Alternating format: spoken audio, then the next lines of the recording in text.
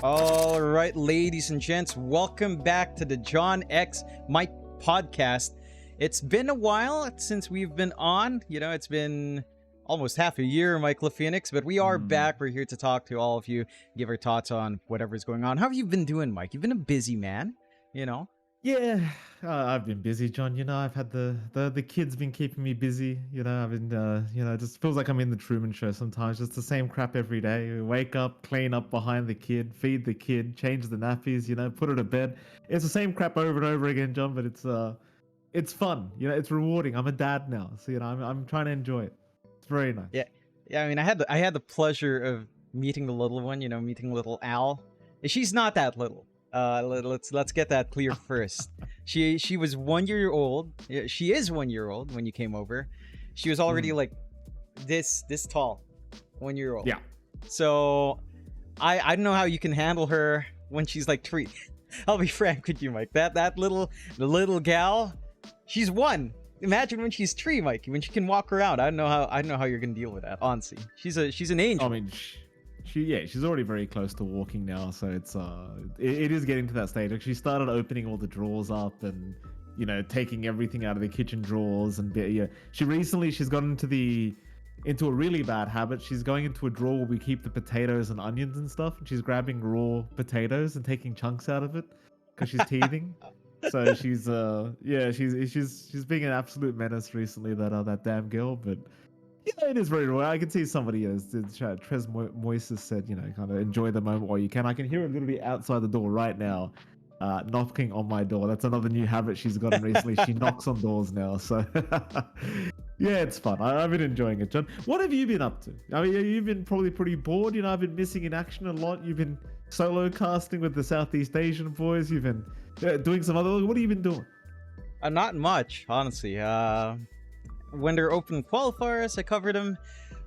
People might be wondering why I'm not covering Elite League, mainly because I feel like I needed a little bit of a break post TI, right? Like, so right after we ended on that night where we saw Aurora qualify over TNC, next day it was straight up Elite League Season 2 closed qualifiers. No English broadcast. They did set, this is one thing as well, and this is an interesting one that we could talk about before going into anything else. They published their community broadcast guidelines. I know everyone has this. And a lot of TOs, just have this guideline.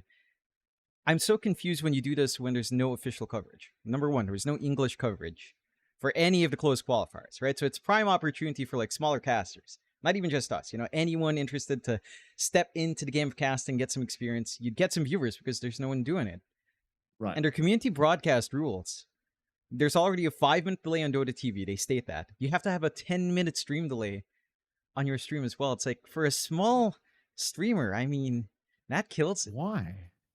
That I don't know. Well, hold on a minute. You're telling me they don't have an English stream, right? So they're not paying any English casters. They don't care, right? Which is fine. It is what it is. You don't care about the Western audience, so be it.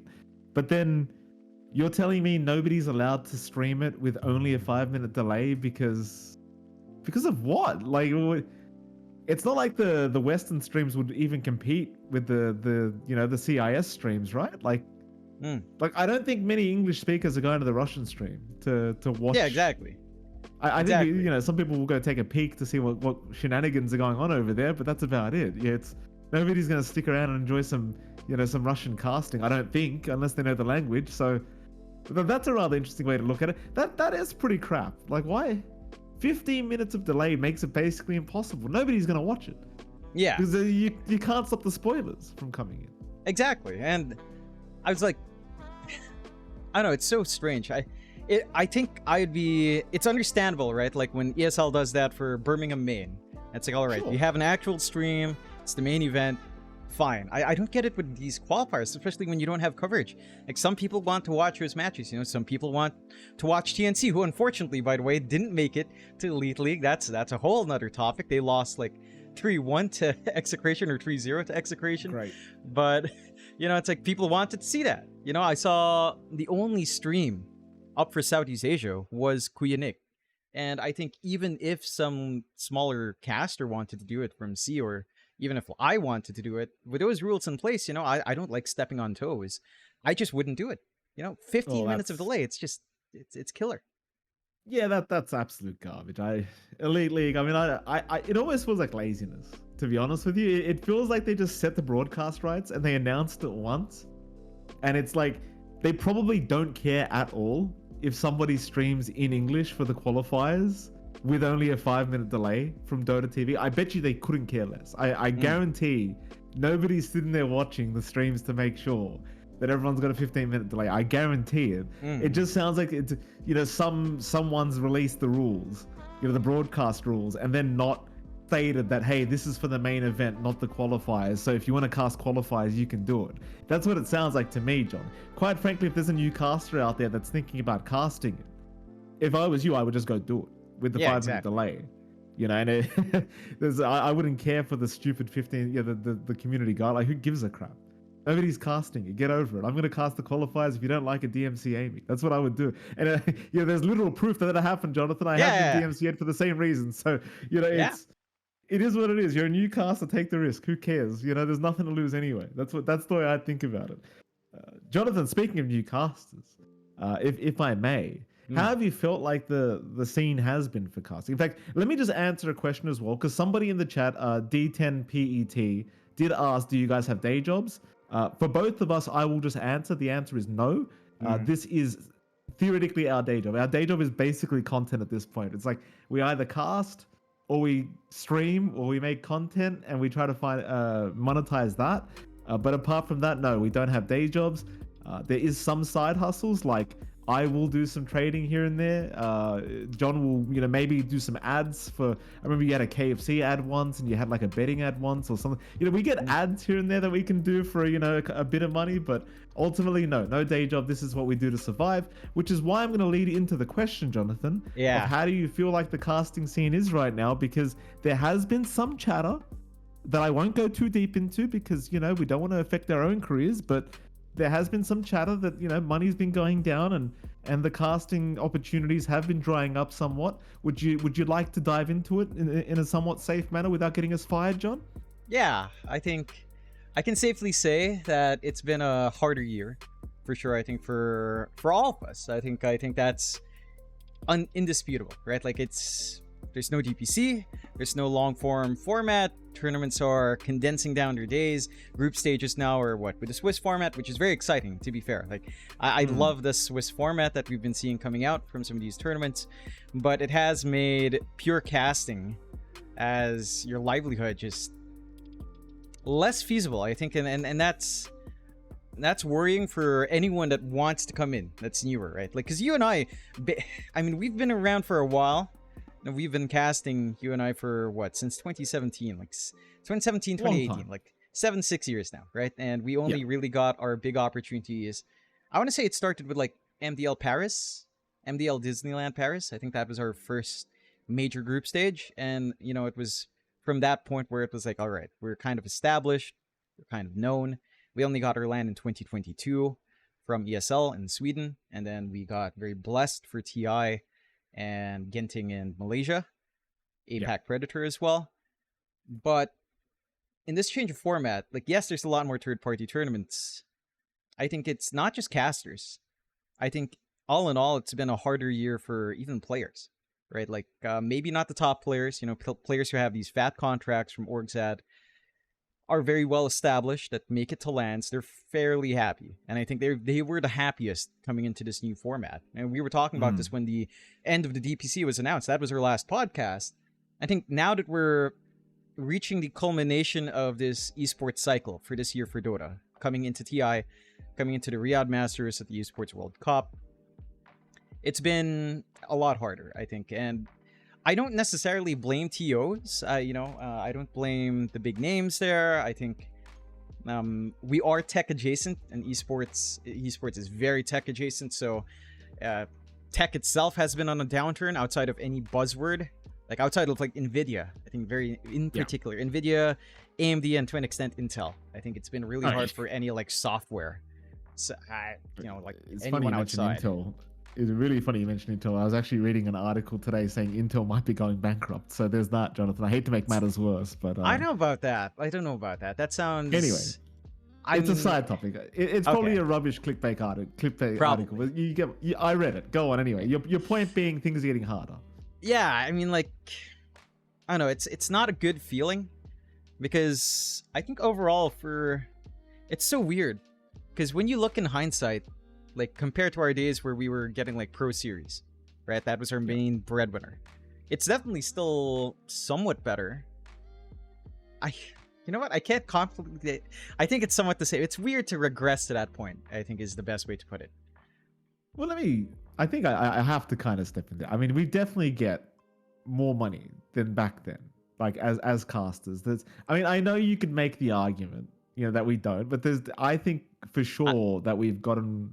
Go on, John. okay, outside of like a couple, like some tournaments are still doing really well. Outside of that, Sure. I think if you think about how many Pro Series we did in a year, Sure. So the point I was going to lead to is we did a lot more quantity, and going into true. that, we actually have the caster numbers right here on thatdota.com. Yeah. Mike LaPhoenix currently, which is, by the way, that's what MLP stands for all you pony enjoyers. Mike LaPhoenix is currently the most casted caster in the Western scene after Trent. Trent Pax, that being the guy who usually casts with Lyrical. I am the second most casted caster in the Western scene, Jonathan. 2,380 total games I have casted according to that Dota. So yeah, those years that we were doing Pro Series like 5-6 times a year, of course, it would have felt like we were making good money in that sense because, there was so much quantity going on. However, work-life balance-wise, for someone like me that has a kid who can't do 2 weeks straight of like 12-hour days, this is substantially better. Now, mind you, I dare say things are gonna, things have been a little bit challenging on the the TO front. It does seem like money is drying up, which is not very good if you're in esports. And I think it does go back to what you said, Jonathan. I think the tech industry is very closely tied to esports, and if tech is slowing down, then chances are esports will slow down a lot more. And yeah, I mean, generally speaking, it seems as though casters are usually the ones who take the cuts. It's either the casters or the staff that work with that set tier. Like, it's very rare that the players will take the cut first. Yeah. You know what I mean? So prize pool will be the last thing that gets cut ever when it comes to a TO, because I guess there's this idea that if we cut the prize pool, people are going to care less. Yeah. I don't know how true that is. Would people care that much less if the prize pool went down from 500k to 400k or $1 million down to 800? I don't know, Jonathan. I feel like nobody would give that much of a crap, but I guess organizations think that way. They don't want to. They don't want to upset the player base. They don't want to reduce the image of the tournament.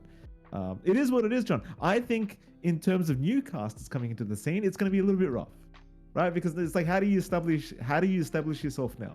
If you're going back to the era where if you're doing like the tier 3 leagues, it's almost like you're just going to do it for free at this stage. Yeah. Right, because it's like there's just no money to pay them anymore.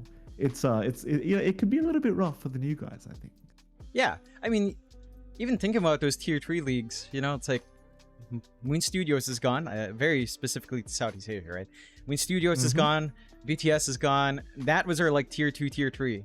That's what allowed us to get a lot of exposure. That avenue is kind of gone, and I think it just makes it rougher, and it makes me a little bit sad to think about that, because that's how we started. So it's like anyone that wants to come up, we had it hard. I don't think it's any easier now. Like it's definitely it's harder, a bigger challenge. Sure. Oh yeah. I mean, now it feels impossible, right? Because I thought about this the other day, right? And I don't want to get into a tangent, so interrupt me at some point here, John. But I thought about this the other day. You and we casted at least. I'm pretty sure I had to cross the 2,000 game mark before we even got lands. Like it's like we grinded that many games. Maybe it was like 1.7, 1.8k, but there was a lot of games that we grinded to get the recognition to cast a land. And that was ESL on Stockholm. ESL, shout out to them. They gave us a chance on land. Yeah. Felt great, whatever. Good to get the experience. They were very kind to us, blah, blah, blah. But now you think about it for new casters. You think about the grind they have to go through. They have to grind out a shit ton of games, get exposure, gain the respect of the viewers, right? Even gain the respect of pro players. Eventually, Reddit has to take notice, and Reddit has to start posting about how great these guys are, right? And that's That's you not cheating the system and buying bots or posting the Reddit post yourself, like allowing it organically to happen, right? Which is not easy to be that patient, but you have to do it, right? So then you have to wait for Reddit to take notice and start posting about it, in which case maybe a TO will see it and maybe they'll take the risk on you. But the problem is, back when we casted, we were like the fifth duo, right? It was OD Pixel Fogged, Cap SVG, Sunsfan Syndrome, and Lyrical and Trent, right? And then that was usually it for the main stage. It was usually 4 duos. And then when we came in, they added a 5th for the sake of making the viewers happy, I guess, because we were the new guys. It's like, all right, let's throw these new guys in, see if they can do something, right? See if they can make some waves. And now, if you really look at tournaments, right, with the amount of money that's dried up, it's usually only 2 big duos that are going to be at LANs now. So instead of 4, there's 2. So now there's half of the amount of casters that you need, right? And it's like, well, so now as a new caster, how could you possibly make it? You got to go from no league to amateur league to tier 3 tournaments to tier 2 tournaments to impressing Reddit to like it's where does it end? Like how do you even cross someone like us now, John? Because we're just in a place now where we're almost at LANs again, but we're not quite at LANs. You know what I mean? So it's like, so it's like, how do you pass someone like us? Like, what duo is going to overtake us to then be in that same position where we're waiting for the other duos to not want to work or want a holiday? It's a bit weird, isn't it? It is. I mean, it's the nature of casting, though, right? Like, it's always been slot limited. I think that's a reality of just broadcast work. You know, it's like in traditional sports as well. You know, you're not going to get all your favorite commentators. Although I don't think there's as much of a rush to like find new commentators in traditional sports, but it's certainly a very unique challenge that's exacerbated, especially in esports, where it's much more accessible to get into broadcast. And there's no real fix for it either. You know, it's like this is just the way it works. You know, we were fortunate that there were more slots when we came in. It's drying up, so there's really not much room for any additional. And I don't know. I don't see an easy path for newer casters unless, honestly, like a lot of us start to stop casting. That's the harsh reality. You know, it's like because there's a lot of years of, you know, fan base love, a lot of public exposure that a lot of the top guys have, which again is very fair. It's just hard to overcome that, you know, just because you're newer. Even us, around for 7 years, you know, it's very hard to overcome a lot of those factors. So it's just the way the game works. It's a very tough game that I don't think it's not going to be fixed anytime soon. It's just tough. It just, I feel so bad now, right? Because knowing how hard it was for us, knowing how much of a grind it was, and like the things you go through in real life as well. Like people were asking us, guys, well, if you don't have a day job, how the hell do you make enough money to survive throughout the year? For those first 4 or 5 years, you just don't. You know, like there was multiple periods where I went homeless. You know, I know you weren't doing too well. You know, you weren't able to pay any bills. You're living at home with your parents trying to make it too. And now it's like the new casters come along, and it's like, well, how the hell are they meant to survive? It was like, because for us, it was already borderline impossible. You and I, we just kind of toughed it out. You know, it's like we just literally struggled through it until it became a reality. And even then, now it's back to maybe you'll get a LAN a couple times a year, maybe not. You know, you've got to try your hardest at all times, but maybe you get it, maybe you don't. And if you don't do enough gigs, then guess what? You definitely don't. So if the TOs that aren't offering quite as much money offer you an invite and you say, no, I still want the rate that I had last year, you know, and they go, well, screw you then. I'm going to hire one of the other 50 casters that are waiting for an opportunity. It's like you can't really, like, there's nothing to be done about it. It's very strange. Like as a new caster now, how do you make it? It's very like almost impossible unless we have like another kind of crazy run in esports where everyone's just going crazy about it again. But right now it just feels really weird, and I feel really bad because it feels like we're almost going to become like, if you're one of the guys at the top of the pyramid, because it is a pyramid, right? If you're one of the guys at the top that's making all the money, you start to feel bad because it's a flaw on it. Like, because then the guys at the bottom, it's starting to really dry up now. You know what I mean? Like the tier 3 scene, like I don't know how much those poor guys are making, but I highly doubt it's anywhere near enough to survive. Like you'd almost definitely have to work another job. and knowing how hard esports casting is. Like some days you've got to work 12, 13, 14 hours without complaint. Like you got to go to work after that as well. Like I used to do it. It fucking sucked.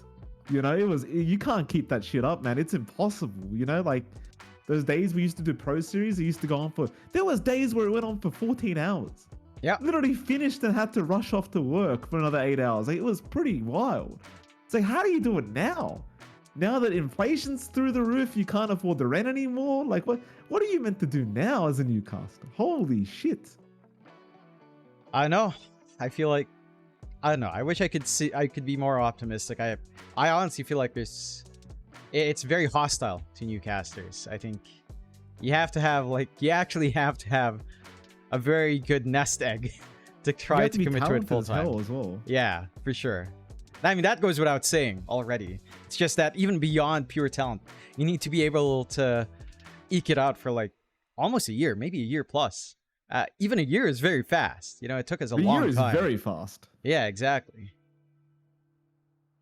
I'm saying, like, how do you, like, because it makes me feel bad, right? Like, you and I, we're getting on with age, right? Like, I can't even remember my age anymore. I think I'm 32, John, maybe 33. I don't even know anymore. I legitimately can't answer the question, honestly. My point is, like, you get on with age, and it makes you start to think, like, if there's a younger dude that wants to make it as a caster, how long are you going to leave them stuck behind you before you kind of give it up and say, all right, this guy, he's still in his early 20s. Like, he could still, you know, really work towards, like, he could grow the scene a little bit. Like, he could offer more than I have to offer.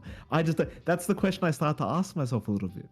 You know what I mean? Is like, if I haven't made it after this many years, if I'm not getting to every LAN after 6-7 years, how much more time do you sit in this position where you're almost there, but you're not quite, you know? Like, let me name some names as well, Jonathan. Right? Like, there's a couple casters I think that are very fucking good, right? Like, they're very, very talented. I know on Reddit, Mr. Venzetti's been getting a lot of popularity recently. Shout out to him, by the way. I went and looked at his Twitch streams, John. Very talented man. Very fucking good at casting. Like, it makes me very jealous, in fact, just knowing how talented some people are, right? You had people like Epidamnos. I don't know how to pronounce it. Epi, right? Yeah, another British caster. Very good. Very fucking good. Very talented, right? Probably has the work ethic to keep going all the way to try and make it as a Dota 2 caster. But how do you tell them, hey, bruv, it's probably going to be 10 years of struggle before they give you a chance, you know? And it's like, and that's someone with talent. Then the other guys that aren't that good, like, if you're mediocre, no offense, I'm a mediocre dude too, trust me. You know, if you're mediocre, you've got no shot right now. There's no chance. That's just it. That's like the harsh reality is, if you're a mediocre caster, you're just stuck forever. It's like unless you figure out what you're doing that's making you mediocre and you improve, which I don't know. I don't know how easy that's going to be for some people, John. Some people just. Yeah. Some of us don't have it, Jonathan. You know, even me, I'm born with a pretty bad accent for commentary. Yeah, I think it's literally only because of my grindy nature that I'm here.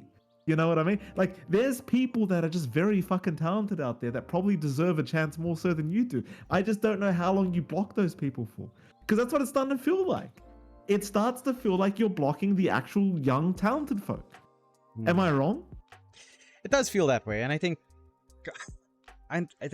there's a way to do it where it allows, because, you know, this is a conversation that I think behind the scenes a lot of people do have.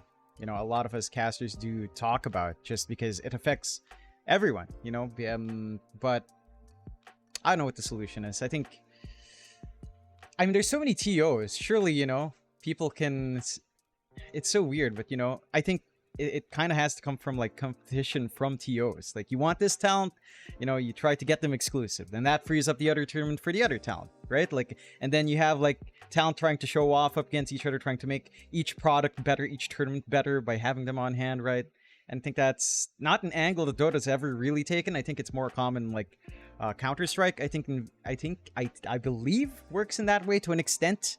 It's hard to say about other esports because they're all controlled heavily by their publisher, like stuff like Riot, stuff like a Tencent, Mobile Legends, whatever, and all of that's very Moonton. You know, that's all controlled by publishers. So You don't really have the same environment as Dota, but I do believe Blacklist. Why did I say Blacklist? I do believe that CS. I don't know. I said Black. I just believe CS We'll be works talking about that them in a second. Yeah. No, I get what you're saying, John. There's some interesting points being raised in your chat as well. I kind of want to bring up because I don't know if a regulatory body would work per se. I think it'd be nice to have like a union of some sort for casters, but the absolute truth is it just wouldn't work because people are just too immature in esports, and that's just the god honest truth, Jonathan. Sometimes esports in the background, in the back end, it just feels like an absolute high school, and I can't make this shit up. It just feels like a fucking high school. So it is what it is. It would never work because people are literally just too immature. There's too many young minds in esports. I want to say. I think I think the only thing that works to make it an even playing field for everybody is that everybody just accepts their rate. Like everybody has a rate that they work for, right? If you're one of the top dudes, you have like the highest rate naturally, right? You charge the most money because you're the guy that everyone wants to listen to, sure, right? But then there's going to be tournaments that just can't pay you that much money, right? So if you're one of the top dudes that has that higher rate, I think you just have to be able to say, hey, look, Mr. TO, I'm not going to work your event because quite frankly, I'm owed more money than that, you know? And I recommend maybe you give this guy a chance because this guy is also really good and he's half the rate that I charge or 3/4 or whatever. The problem is though, in practice, it just doesn't work because as a caster, what you really want is you want to get to TI. Because TI is the best pay of the year. And you probably also want to get to EWC at this point because Riyadh's also arguably one of the better paying events of the year, right? So then naturally to get to those events, you need to show off as much as possible throughout the year. And to show off as much as possible throughout the year, you need to attend as many events as possible throughout the year.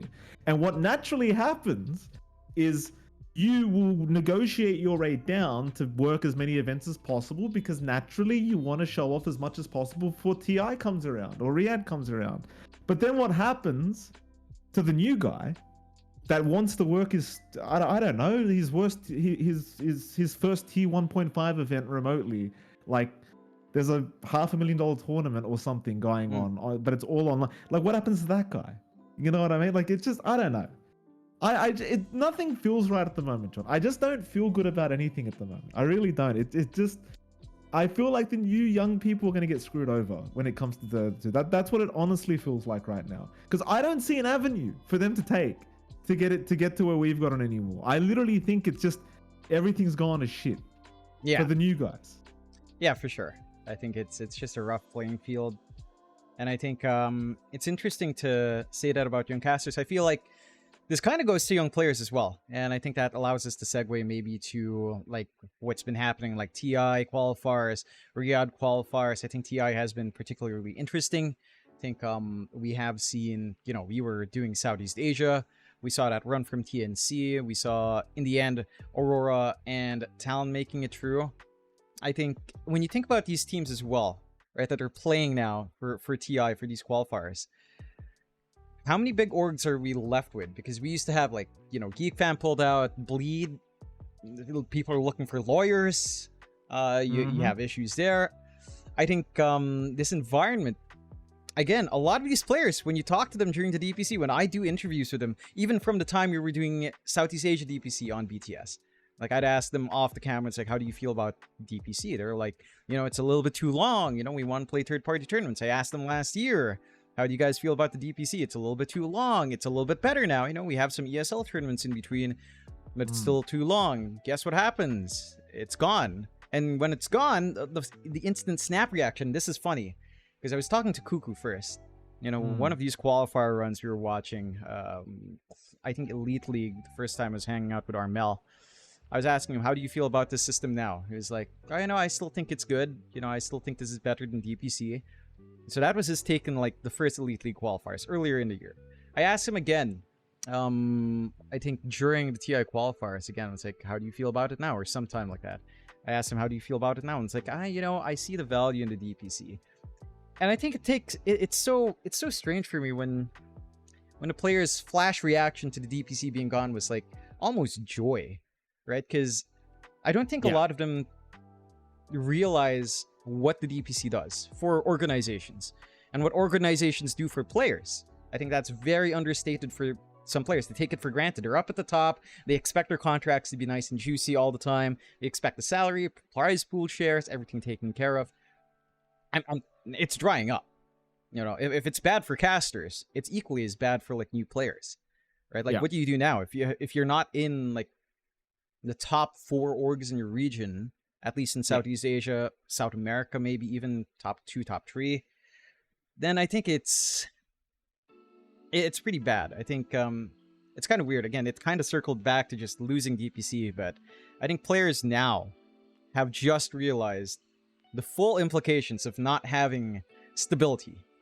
Again, it's stable for the top 2. They were always going to qualify, even with the DPC, let's be frank there. But there's nothing backing up your growing talent. There's nothing backing up teams that are still trying to figure things out now. Well, let me wrap up the caster conversation, because I think you've brought it to an interesting point now. And our good friend, admin Ninor's had a bit of a point to make. And I think I agree with Ninor's point. Ninor's saying Dota 2 is a business. If you make it, you make it. If you don't, shit happens, go quit. Like, and that's, you will remember when we started casting and I first met you, I was that kind of person. I was like, Dota 2 it's a business. If you're good enough, you're good. Like, the best should make the most money, and the best should be able to attend as many events as they get invited to, which is usually most of them, blah, blah, blah, right? The only issue I have now, and it's the same with casters as it is for Dota 2 players, is that the playing field isn't even anymore. That's just the God honest truth. There's not enough opportunities for the new talent, is what I'm saying. And that goes for Dota 2 players as much as it goes to casters. There's just not any opportunities left. It's just drying up. Like, you recently announced there's two new tournaments, right? One of them's hosted, I think, by OneWin. That's that OneWin thing. Did you see the teams? Enigma Galaxy, like what? Like, look, I know. Like, let's say something stupidly controversial. I know it's going to bring the money in because the viewers want to see Enigma Galaxy. But do they deserve it over PSG Quest? No. How is that? Like, it's a smart business move from the TO's end of things. If I was a TO, believe me, John, I'd be looking at Enigma, Team Secret, OG. Of course, I'm bringing those guys. Of course. Because I know all their crazy fans are going to tune in and give me a hurricane viewers when Secret OG is on, or when OG Enigma's on, whatever. Yeah. But is it an even playing field for the new guys? No, of course not. No. Why is PSG Quest not there? You know, I don't even know the team list, Jonathan. I'm just saying. I'm guessing they're not there. I'm literally guessing. Are they there? Can we confirm? I don't know. I didn't actually fully look at the announcement. Like, all right, looking it up right now. What was the tournament called? Do you know what the tournament was called? OneWin. It's I think Aries reposted, Danog reposted. If you need a quick look. Let me look it up. Hold on. No, let's see if they actually got an invite, right? Just for the sake of my point being made. I actually don't know if they have. But let's just see. And I just say this because it's like, well, how's the new guys meant to make it if this is the way it's gonna be? You know, like, what are we gonna do? I can't even find the ad anymore. Who cares? Like, my point is, you see my point. It's not an even playing field for anyone involved in Dota 2 at the moment. It's just, we're always going to go back to the old names, no matter whether it's casting, whether it's players, whether it's teams. It's always the same crap. We go to the same names because everyone's huge fans of them, right? And then the longevity of Dota 2 just can't last because there's no new names coming in. That's just the God honest truth. There's no longevity. What happens in 5 years? Like, are we going to be watching Puppy at 50? Is that what happens? Yeah. Is Kuroki just never going to retire? Like, come on, like, at some point it's gonna change, right? Sure. And I think it's a funny point. I think this TI is probably the freshest TI we've had. Again, no Puppy, no Kuro. You've got, like, say again, look at Talon. First time TI for a lot of those players outside of, like, Mikoto, right? Like, I think there is fresh blood. It's just the road to that is hard. And one could argue Southeast Asia is just extremely weak right now as well. So there's a point there. I think there's one little note I want to make. We are obviously Dota 2 casters, so we're focused on Dota. I will say, I don't know if you've been following this, but Valorant as well has been downsizing. Can you actually believe that with all the money Riot has? They've consolidated the what is it? The national tournaments, right? They had like a Malaysia-Singapore split, they had a Thailand split, they had a Philippines split. Now it's all one. So those smaller orgs, like, I know you're not big onto other esports, but there are other orgs like Oasis that wouldn't really get out to the international portions or like the championships or like their majors and other stuff like that. Now, the next Valorant season, it's going to be interesting because that if you think about like the Southeast Asian broadcasts, like the Malaysia Singaporeans had their own casters, the Thais had their casters, the Filipinos had their casters. When you consolidate all that into one, that's like 3 regions you're chopping. Like, Yeah. Talking about casting space, who do you get? You know, it's like, what happens there? You know, what happens to these teams that signed on? It was a franchise system, I believe. Well, not. I think it was. It was a franchise system nationally. What happens to that as well? Like, it's very interesting. I think, again, looking outside Dota to see what other esports are doing, it's so weird because I thought, out of all the esports, I thought Valorant was probably the most mainstream outside of CS2. And it's just confusing to me. I don't know what's going on, right? Like, tech adjacent, sure, but it's just weird. Oh, it could just be Riot being Riot. I wasn't aware that's happening because I just couldn't give a crap. Like look, Riot's just a trash company, dude. I don't know what else to tell you. Like, people keep getting surprised by Riot news, like they're being tight asses, like anyone's surprised. They're literally a company because they stole an ID called Dota off a man called Ice Frog, who only had the best intentions. And the dickhead that started that said company literally was such a little pansy that he had to go delete the original website, the original forums, just because he couldn't have competition. And that's the guy you trust to be good? Like, that's who you morally want. Like, come on now. And everyone's surprised, like, oh my god, how could they downsize in Valorant? All this guy cares about is money, John. His games are literally copies of any other good game. That is true. So League of Legends is a shit version of Dota. It's basically Mobile Legends on PC, which makes it even worse, right? Because why would you bother playing on PC when you could just go on your phone and play the same game, right? And then we have Valorant, which is just CS with Overwatch. Like, what the hell's the point? Just play the originals. They're just better anyway. Why are we arguing? Well, people come up to me so surprised, like, can you believe what they did? Who cares? Of course they did it. Trash is trash. Don't tell me, like, it's like you coming up to me and saying, Mike, did you see that trash bin? It really smells bad, man. There must be rotting food in there. Well, of course, Jonathan. It's a trash bag. It's a trash can. It's trash. Just let it be trash. You know? Why are we surprised? What? Oh, we wasted like 3 minutes of the podcast talking about Riot. Oh my god. Shame on you, johnxmike. Why do you do this to me? I was having a great day. The sky was blue. It's 22 degrees outside, and you give me this taste of trash in my mouth. Why? I mean, you know, it helps put things into perspective when a company like Riot that is burning money in a trash pit stops burning the trash pit.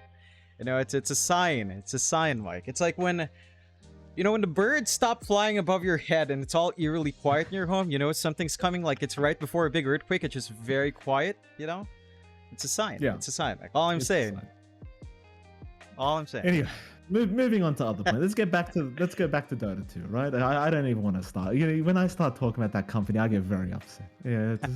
Anyway, moving on. You're talking about the DPC. I know you love this topic so much. If there's a topic johnxmike loves talking about, it's how great the DPC was and how angry he is that nobody respected how great the DPC was when it was still here. I'm going to let you go on your tangent, John. I feel like we do this every episode as of late, but I'm going to let you do it because I know you love telling people how right you were. For the record, I did not argue this point with you at all. I just said maybe it'll be okay. Maybe it'll be okay with DPC, but would you like to tell everyone you told them so, John? Have your moment, sir. I mean, I think we've kind of brushed it through already, you know. I think the DPC was very helpful for not just casters, I think for teams as well. Especially Div 2, who literally have no tournaments now. Maybe you could consider the RES League as a replacement for both Pro Series and Moondog, but I feel like having those two together was still pretty good for Tier 2. I think it's been a rough spot. That's why, you know, that's why we see all of these stacks now. Like, think about Raven. What team was he on? Raven's fan club in open qualifiers. They bomb out, right? Think about DJ. He's on some team called Team TK, some Malaysian org, because, you know, there's some issues with bleed. You know, all of these things coalesce, and I think a lot of players are feeling that bite now. You know, like, I don't mean to, like, blame people, right? I don't mean to bring people down, you know, but again, like, Cuckoo and his insight initially when the DPC was closing, he was very optimistic, and then, you know, they're on TNC, sure, but as far as I know, they don't have a salary. You know, they've got the jerseys on, they've got the backing to use the boot camp. That's it. They're hungry, and which is good for them. But again, you lose a lot of things without the stability that a league system provides. And a lot of the orgs, at least orgs focused on building up that I've talked to, have been thinking long term. It's really bad. It's just harder. You know, if you're not qualifying, there's nothing. Like, you bomb out of qualifiers, you place number 2, so what? You don't get the slot. You go in first, you bomb out anyway. This year for Southeast Asia, that's been our story. It's like, it doesn't lead to a lot of talk. That's why I think Southeast Asia's not talked about much at all now. People see Aurora on land, they're like, who cares? They're going to bomb out 9 to 10. Because that's what's been happening all year. Talon's going up, it's like, who cares? They're all new. Although, who knows at the very least. But, it's like, it takes away the bite from a lot of these regions. I feel like South America suffered the same way, right? Yeah. Although Heroic has been doing a little bit better, to be fair to them. But, NA especially is kind of dead. Like, there's an argument to be made now. Maybe because you're not running DPC, you're not building up the region, you might as well merge NA to SA. And, just deal with that. Right? I mean, I think you've got a point, John. I'm not going to get too much in the DPC thing because I think I agree with you, John. I don't really have anything to argue with you, and if I agree with you, I'd prefer not to talk about it. Quite frankly, I don't like giving you too much of an ego, So I agree with everything you've said. I don't like the idea of NA and SA merging because that feels like SCA China merging. It just doesn't seem right to me. I just don't like it. Although it could happen. It could happen with the way things are going. I don't know. You could be onto something. But yeah, things are certainly on the rougher side. Shout out to Chuplak, by the way. I know where somebody wanted to shout out. We've got to shout out one of the boys. I mean, Chuplak, you and I, we met him. We'll go over that in a bit. But we met him in Cebu. He was a very, very nice guy. I can't wait to see him again. Can we talk about Okay, so you mentioned something. Again, I'm not going to go over DPC because you've talked about it relentlessly. Okay. I agree with you. Have you got anything else to say about DPC? No. I've said too much. John was right. That's it. John X Fire was right. All right, you got it. Bleed Esports. You mentioned it. There was a couple tweets that went out. Now I don't care. I have the spice about this though.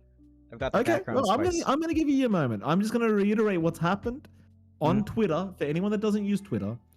DJ Misery first. Misery being the coach of Bleed Esports, made a post on Twitter saying he needs he needs a lawyer, not a Singapore. He needs a lawyer, preferably a Singapore-based lawyer, right? Which Bleed, I believe, is Singapore-based as an organization. Correct me if I'm wrong, John, but I'm pretty sure they are.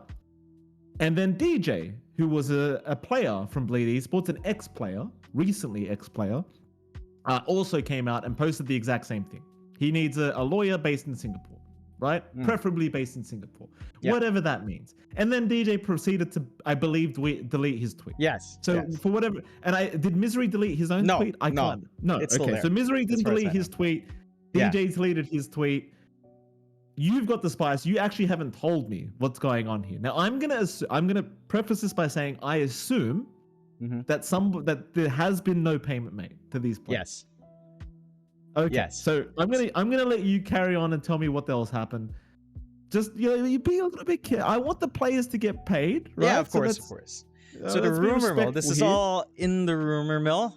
There's been an issue with financial issues, basically. And again, I think that's reflected as well by the fact that when we saw Bleed in the regional qualifiers, they weren't in their team house anymore. I think there's been it's been rumbled about. I've heard whispers about this for months now. So I'm surprised it reached a point where lawyers have to come out, but I know it's been stalled out. Mind you, that's not a very particularly unique situation considering where Southeast Asia is right now, but very specifically to Bleed, I think it's a little bit surprising. I think Bleed was the one that is surprising for me because I always felt that considering the upfront costs they had when they made this team initially with Ice, those contracts were big.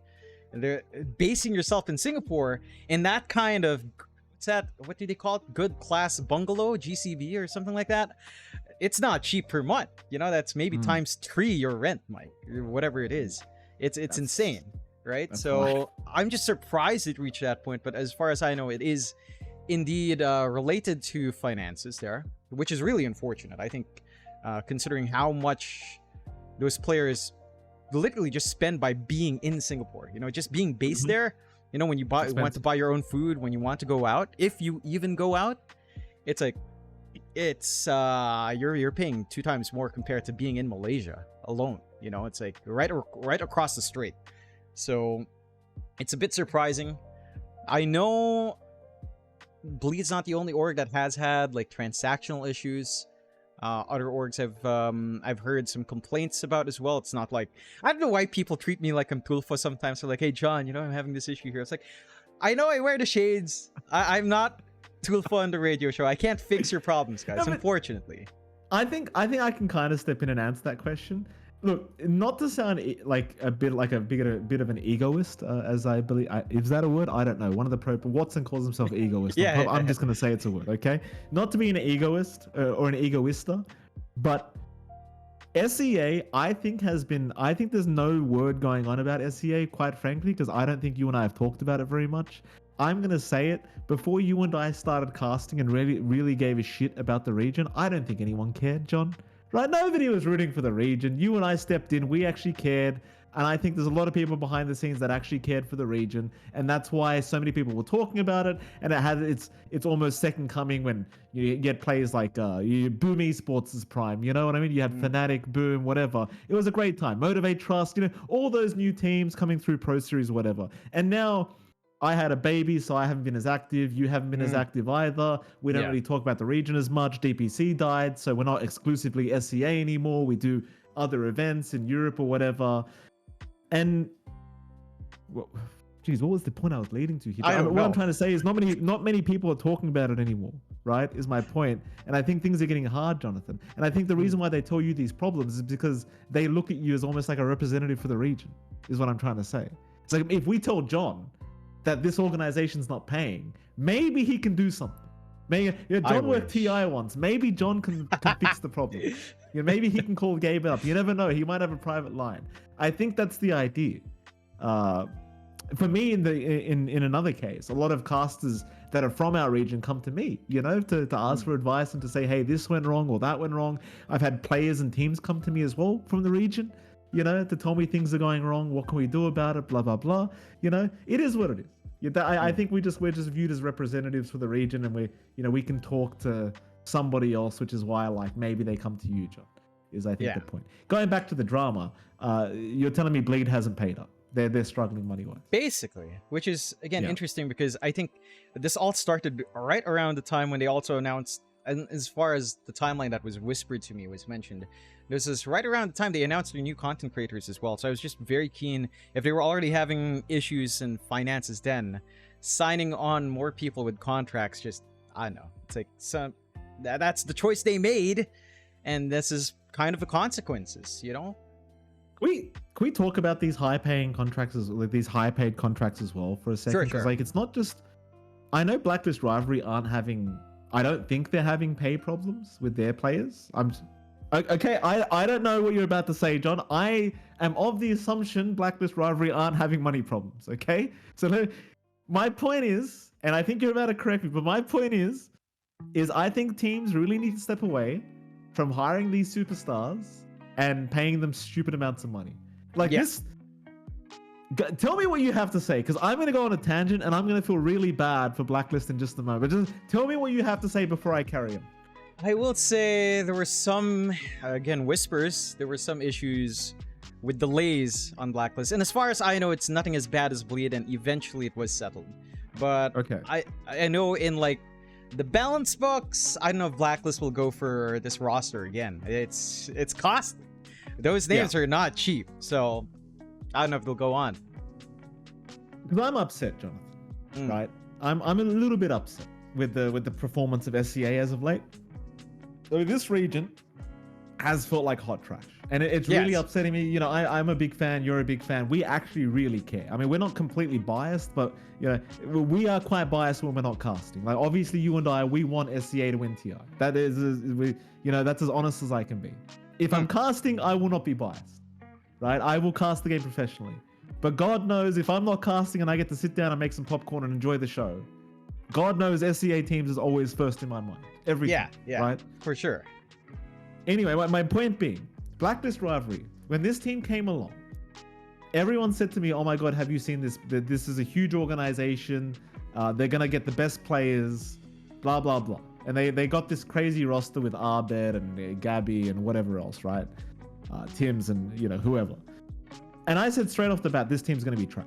Like this is not going to be a good team. And they had Raven at one stage as well. Yeah. Like they had all the superstars, all the big names you could think of in SEA. They took them. Whoever was available, they were like, "Give me that player." And straight off the bat, I just said, this team's not going to work. We've seen this so many times. A big organization comes in, they just throw their money at players, and the players join, and they secure the bag. It's basically, I hate to make this comparison, but it's basically like Nigma Galaxy. Right? You just secure the bag. That's what it feels like for most players, is they go to that team. It's like Ronaldo going to Saudi. He's not going because the soccer's so elevated in the Middle East. He's going because he's securing the bag. Props to him, right? Yeah. But it's like these teams, these organizations that are throwing money without doing any research as to who they're actually getting. It's just like, oh, Arbed's the biggest name in the mid lane, right? Oh, we better get Gabby. He's got a big stream. He's popular too. Get the Filipinos, because the viewers love these guys, and they do. Props to them, they do. They tick some of the boxes. There's metrics, right? It's not just about winning the game. It's about selling some jerseys, selling some merch, whatever else, right? Getting some stream numbers. It's all about that kind of crap. But my God, did they get a really this team is so bad. It's just not good. You can't hire all these all-stars, pay them this much money, try to headline the region, and then flop like this. Like they went 0-4 in the qualifiers. Their first loss was just pathetic. Execration? You're going to lose to Execration as Blacklist rivalry? I mean, come on, man. You can't lose to Execration's not that bad of a team, but this is Blacklist rivalry. The amount of money they would have thrown at these players, man. I mean, come on. You have Arbed, you got Gabby, you got Tims.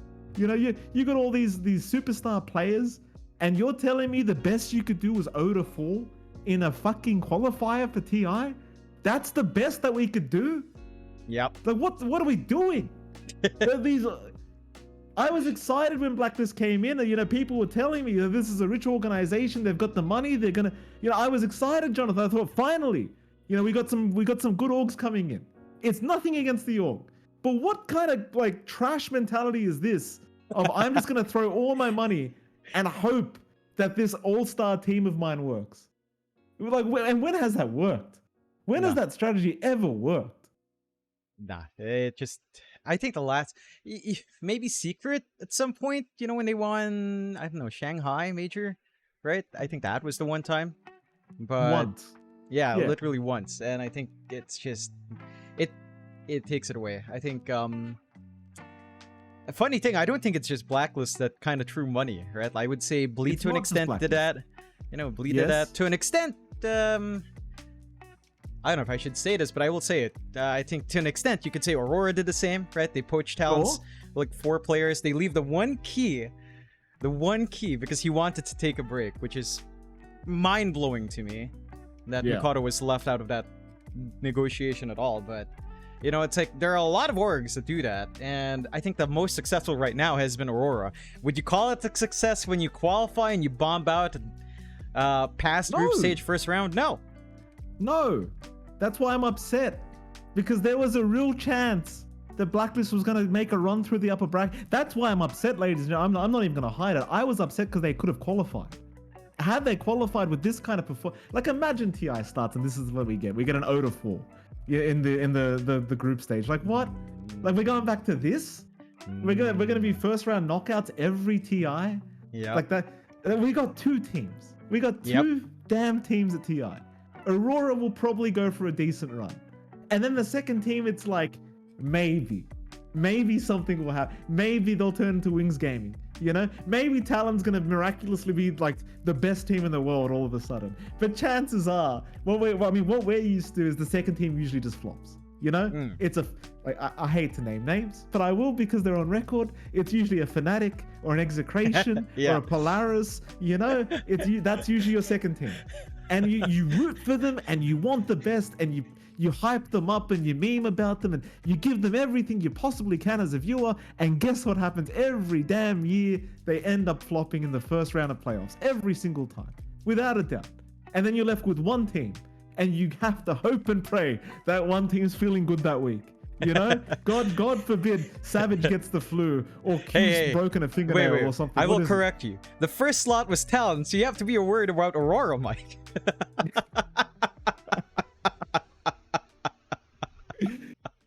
I just don't know, man. I just don't get it. It's just that's what upsets me. Is like I can't stand seeing these like big organizations. Firstly, I can't stand them throwing their money away because it just annoys me.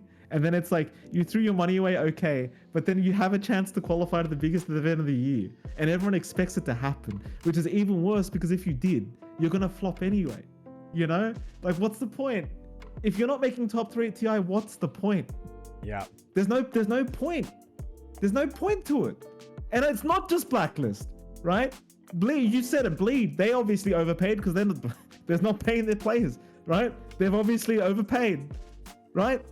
Go to NA. Like, what's Shopify doing? Shout out to SVG and Captain. They were just talking about this. I'm not going to reiterate. They've already talked about it. But what are they doing? Every LAN we get to, we take the one NA slot, and then what? Top 16, top 12, who cares? Nobody cares anymore. You know? Enigma Galaxy and Mena, like they can't even qualify. Thank God for that. But if they did, you know, what difference is it gonna make if you get top 16? Well, what difference does it make, John? It just drives me nuts. You know what drove me really nuts? Last year at TI 12. What was the team with FY and Somnus and all the rest of them? It was Azure, right? They under the Azure banner, and they made like a top 4 run, and it just drove me nuts. I'm like, how can these players that are all retired and they don't scrim at all and they don't practice at all, they come in and they do better than every other SEA team? How the hell does that work? It drives me nuts to watch this every year on year. This happens to us, John, year on year, and I'm sitting there like a tired cheerleader, you know, for that team that just never wins. That's what I am.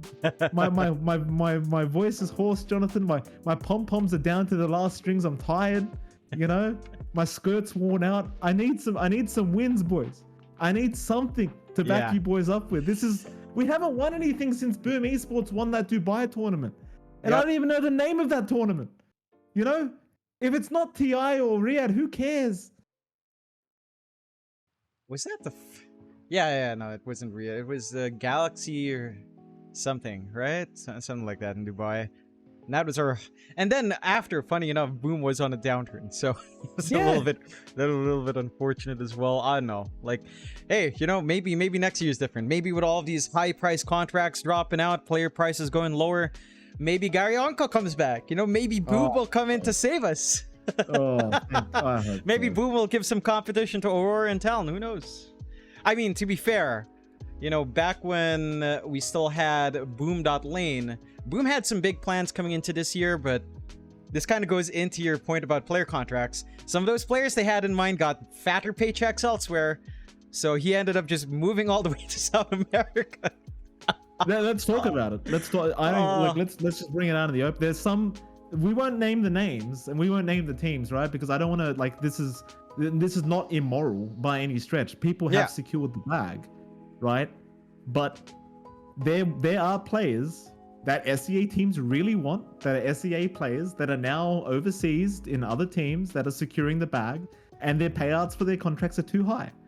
Their contracts are stupidly, like they're beyond high. Like it's not even, like they're, at this point, they're literally just trapped, right? It's until that contract expires, they're literally done. Like that's it. Right? If the team never qualifies, doesn't matter. They're stuck there. Unless they can pay out the contract, good luck to you. You are that player with that team, right? Yep. And it's this is another thing in esports I think that is becoming somewhat problematic. Is some orgs have too much money where they can just pay you out. You secure the bag. You're a big name. You're an up and coming talent or whatever. They secure you, and then any other team that wants you, they just have to pay out some ridiculous amount of money that they don't have. It's not good. I don't think for the future of esports if this is how things are going to go. Yeah, I think Quinn made a Twitter post about that. Did he not? Talking about young players just shouldn't be signing long-term contracts or contracts that are too expensive for them to be bought out. Yeah, I think that is a very good call out from Quinn. Can't allow yourself to be held too long, and just in case, you know, things don't work out or a big team buys you out, just like say again, like Enigma Galaxy with certain players, and they're just stuck there. They can't leave, even if they wanted to, because the contracts. So yeah, it's like you said, it's going back all the way to the start. It's not an even playing field right now, Mikey. No, really it's isn't. not. And Nino just brought up a point. Can we talk about all the C players that have flopped playing in other regions this year? Well, yes, we can actually talk about that, Nino. First of all, let's go through the names. FBZ is Enigma. I'm not even going to get into that, right? Skem and Yopaj in Shopify Rebellion. Yep. Say what you will. I did not see Yopaj play one of his heroes once. All I saw was DK Pango. Yep. And I highly doubt Skem had any say in that team. Skem's a shy guy. He doesn't say much. I would dare say, though, he has a lot of experience and you should probably take his opinion very, very seriously because he's a very good player. I highly doubt he was asked too many questions, though, is my point. Who else did you have in there? What's the other name? Corden? Corden is part of Team Secret? Yep. I don't think Corden did that bad. I think everyone has another name that they would kind of point to if they had an issue with Team Secret. I don't know if you can blame Corden. Armel, I'm not going to make excuses for Armel. I think Armel definitely didn't do that well. Is there distractions with Armel, having a family, kid, blah, blah, blah? Maybe. It is very distracting. Armel, I think, is probably the one that didn't do too well, right? I think I can agree Armel flopped. As for the others, though, I think there's a good reason for all of them. I don't know if their TOs, their teams are taking care of them well enough, quite frankly. You're not fostering a good environment for these boys.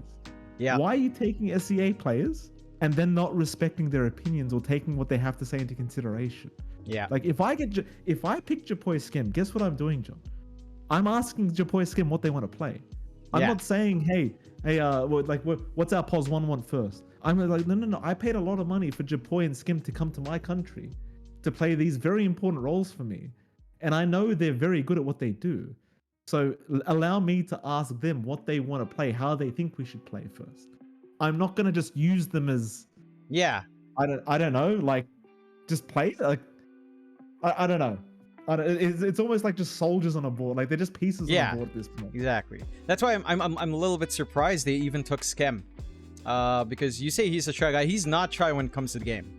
I know that as fact. Like, from his time in Neon, from his time in Boom, from his time in Geek Fam. Like, he is the most vocal person on ideas about the game, on how it should be played, on what their strengths are, and what their weaknesses are. So, I'm really surprised Shopify actually took him in, because he's very opinionated and he will push everyone to kind of work towards the same ideal. So, I don't know. I don't know if those two stay in NA either. I don't know how their contracts are like. Would be interesting to see, because I do know there are like many stacks that I know were supposed to form pending on contracts. There were a lot of ideas, a lot of players that wanted to play with each other, so that could make the next year interesting if they are let loose from these contracts, but who knows? I think that's who knows really. But yeah, it's a little bit of a shame because there was a lot, like really there was some pretty good stacks that could have formed. I just don't know what's going on. Like it feels like there's a bunch of teams that have a bunch of old heads in charge that are bringing in new talent to try and revitalize their team, but they're not allowing the new talent to speak their mind, is what I think is happening. That's what it really feels like to me. It feels like an era right now where there's older players that want to be the big voices, but then it's like, but your results don't give you that right. You know, that's what it currently feels like to me. Because again, if I've never owned an esports team, I've never been in a Dota team before, I'm not a pro player, but I dare say, if I had players that I brought from across the world, I would probably listen to what they have to say. Because I'm paying them for a reason. I've hired you for a reason, right? I'm not going to just ignore you and pick Pango every game. Or DK. Like, because, I mean, let's be frank, Japoy's worst hero from when we cast him was probably fucking Pango. Yeah. Like, his Pango No, I sucked. agree. It looked really bad. Yeah. So it wasn't, and he'll tell you himself. If I called Japoy right now and said, Japoy, what's your worst hero? He'd tell me Pango. Please don't pick me Pango. So why the fuck are we giving Japoy Pango? I just don't understand. No either. That's... I'm not saying Japoy played badly, by the way. I know how great Japoy is. If you ask me the best mid lane in SEA, I will always tell you, you should take Japoy. I'm just saying I don't feel as though they have asked him and respected his opinion. Because he's a very quiet dude too. He's just gonna. He's almost like Arvid. He's just gonna be a soldier that follows what you want him to do.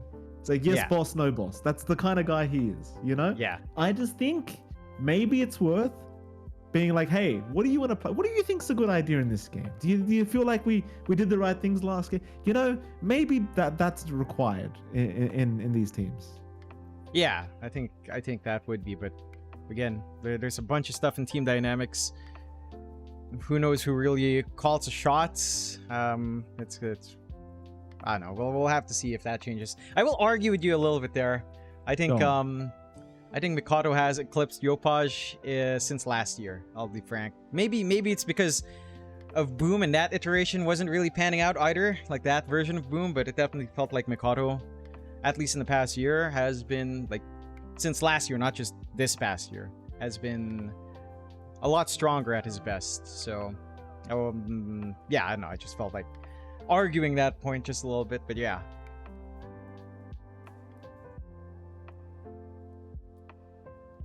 I don't know what to tell you. I mean, I can't disagree with I can't disagree based on results. I feel like Makoto, based on his results, does look like the better player at the moment from SEA in the mid lane. That is, if I was to form a team and you said, Mike, I'm going to give you the prime picks, do you want Yopaj, Makoto? I still take Yopaj every time.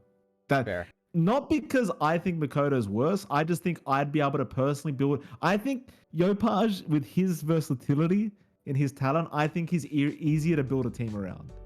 Whereas I feel like with Makoto, you really have to be careful who you hire as to have part of the team. Like you have to. I think with Makoto, he has to be in the right team. Whereas I think Yopaj is always great, no matter what team. But again, results speak for themselves. I can't take anything away from it. I'm a big Makoto fan. I'm not trying to take anything away. I'm just saying when we're speaking about the number one, no, there's no, forget about the bridesmaid, John. We want the bride. Yeah. For me, if I had to choose gun to my head, I would take Yopaj. Okay, that's fair. That's what I would do. But I appreciate you would take Makoto. I will argue one thing. I think the reason I say Mikado is because I feel Talon threw way harder than Boom ever did. And Talon would still win because of Mikado. So off the back of that, the fact that Talon's, especially like sometimes jabs, you know, he picks the dumbest things in the offlane before. I think that's the reason why Mikado for me shines more. I've never seen a team throw as hard as Talon, with Mikado trying so desperately to win. I don't think I've seen the same desperation from Yopaj, because I think Boom as a team at their best was stronger. Oh, I mean, you do have a point. You do have a point. I'll give you that. Maybe that's the defining point. I do hope, going back to a point you made earlier, I do hope like orgs like Boom come back. You know, and I feel like the teams that aren't stupidly wealthy, like the teams that just don't have money coming, like they don't have money trees in the backyard, I feel like they're the teams that try a little bit harder to find good rosters, right? Yeah. And on that note, let me shout out, and I always shout this man out, but I got to shout him out again. Brando from Talon, that man's doing a fantastic job. Brando, he's the guy choosing all the talent to come in and join the team. He's the guy, I believe, scouting out players and forming the team around his vision, I would assume. Yes. But my God, was it 3 years in a row he's gotten talented TI now with his rosters? Yeah. It is really impressive how he's finding this many good players. It is very impressive. I think I will say, I'm not sure if the first iteration of Talon was off of like Brando's own idea. You know, that iteration with Gabby Fly. I don't know. I don't think that's kind of him. But afterwards, I'm sure the refinements there was all Brando. And again, for your team to leave, right? For you to lose your coach as well, I think that's a bigger aspect, because I think Talon was thinking the coach was a fundamental part of building a team. For them to lose all of that, and then, you know, they get that win over Aurora in ESL1 KL qualifiers. I think that's where, you know, we saw that Aurora Talon match, and Talon actually won with that initial iteration with Chuen. Yeah, I think Talon's a very good example. And again, this is not biased. This is just from what we've seen. Talon's a good example of an org that's up there, not the richest. You know, they're not the kind of group that gets these big contracts. You might think, you know, with Savage last year, they were like a big contract team. I think Savage wasn't the hottest commodity after T1. Remember that? When he got kicked from T1? He was not a hot commodity. So I think Talon's just very Brando in particular is very smart, and that's why, to an extent, team managers are kind of important because they can influence things like that depending on how close you are with your upper management, how well they trust you. They are a big part of your success. Again, I don't want to put Gary Onko on blast, but good old Boom Alphon back in the day, Boom Lane, I think was also a good part of that prime Boom run, that prime Boom at the very least. Yeah, I think that's what I mean. I prefer those kind of orgs, honestly. You just bring those boys back that are actually going to try to build a proper roster, like not just take any like expensive player they can because they can afford to. That's what I would prefer to see, because not only those teams you can get behind because you watch them grow as a unit, you see them progress, but as well as that, they tend to try hard, rather than the big names that take the bag and secure it and that's it. They run for the hills. I mean, if someone's asked us if you had to choose a bunch of players to sort out a C roster, who would you take? Right now, I would take Yopaj Skem straight away. I'd just take that duo because I think they're really damn good. I'd take WS for the offlane. If I was allowed to take any player, I would still WS immediately because he's 100% the best offlane right now in SCA. Who else is left? Pos 4 and Pos 1. Pos 4, that's actually pretty sure I'd take Q. I think Q is arguably the Pos 4, best Pos 4 in SEA. And most consistent, by the way. That guy never has a bad game. Like, Q is always consistently really good. And I actually think the most confusing one for me would simply be the Pos 1 role. Because I can't think of a name that I think would consistently work well with the players I've got, apart from maybe Jackie, right? Because we've seen it before. Though I would maybe need to see a bit more character development out of him because he's very shy. So I don't know how talkative he is now, but I know back then he was quite silent in the team. But like players like Savage wouldn't work with a roster like that. He's even said, more than one Filipino can't do it. It's it is what it is. Other Pos ones, I just can't think of any good names, John. I'll be frank with you. Natsumi, probably not. Palos, not. Like, who are Raven? I don't think so. It's leave Akashi out? I mean, Akashi's. I mean, maybe you're right. Maybe Akashi. Yeah, I would say it'd be between Akashi and Jackie, I guess. Yeah. I would say most of that's the same. I think there's an argument for like Q Ollie or Jokam Ponyo. I think maybe some room there. Maybe some room for like an argument perhaps for Jing, but I think the inexperience is still somewhat there for my fellow John. I would say in the one, it would be between Akashi and surprisingly Abat. I think Abat has proven himself this year. Just to be again, just like this insane, like he comes out of retirement, like from what tier 2 teams, like what was it, Vice Esports, was it Signal, all the way back when, didn't really achieve much, comes back in, hits 11k, goes into Darling, looks amazing in Darling, goes on to Excretion, have a decent run, and then now they're going to Elite League, like Abat's actually on the land. Like it's surprising, but it's very good for an old hand like him. He's not that old, but like a sort of veteran who had his time, lackluster time, comes back and looks even better the second time around. I think Abat does deserve shout out there, just because I think the guy has proven himself very well. Yeah, I mean, you might have a point. I'm not sure how sold I am yet on Abat, but I look forward to seeing how he does proceed. I mean, you and I, we cast a lot of SCA Dota, so I'm struggling to see the man playing quite a bit. We should probably move on to the next topic because time is slowly ticking away, Jonathan. There was some recent drama. As you know, congratulations, of course, to Seb. He did recently have a child. I had a child about a year ago, John. It's one of the most rewarding things that can ever happen to you. So hopefully he's enjoying his time because, believe me, the time goes quick, and those little moments you had when they were still newborns and they couldn't, slap you across the face, those go real quick. Now they crawl around the house, they rip everything out of the drawers, they mess up everything. They're disgusting, Jonathan. But when they're newborns, very, very cute, very enjoyable. Still, for Seb, congratulations, of course. But there was some drama. And that drama, as far as I'm aware, I'll quickly reiterate what happened. Seb basically was in TI qualifiers. Midway through the qualifiers, turns out his wife has to go to the hospital to give birth.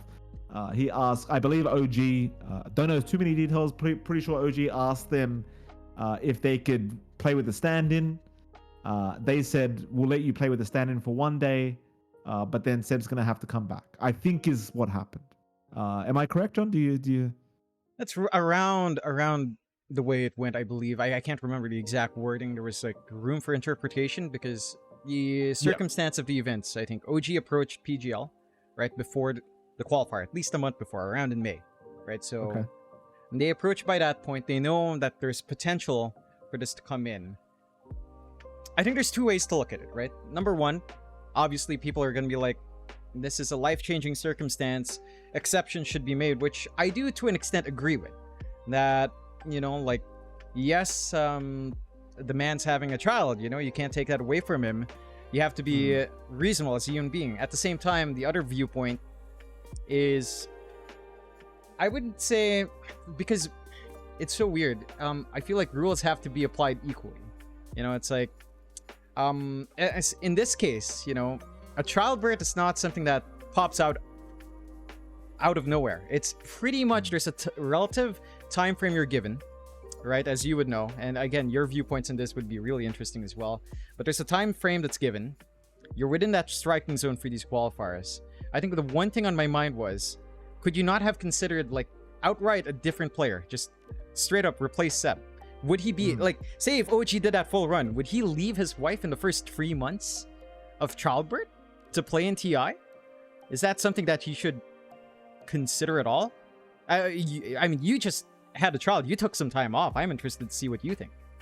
Yeah, that's look. So the way I think about it is, first of all, PGL are put in an impossible situation. They can't win.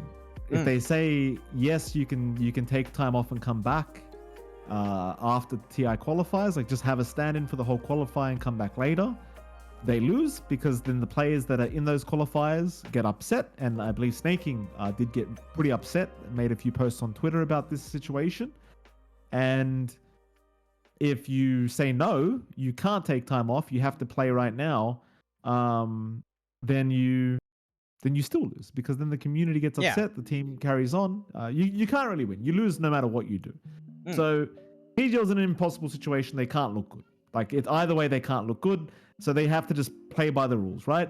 So PGL, they I believe, gave him a day where he can go be with his wife while she gives birth, blah, blah, blah. And then they had a stand-in for that one day, did they not? And then Seb came back, or am I wrong? Okay, so they did that.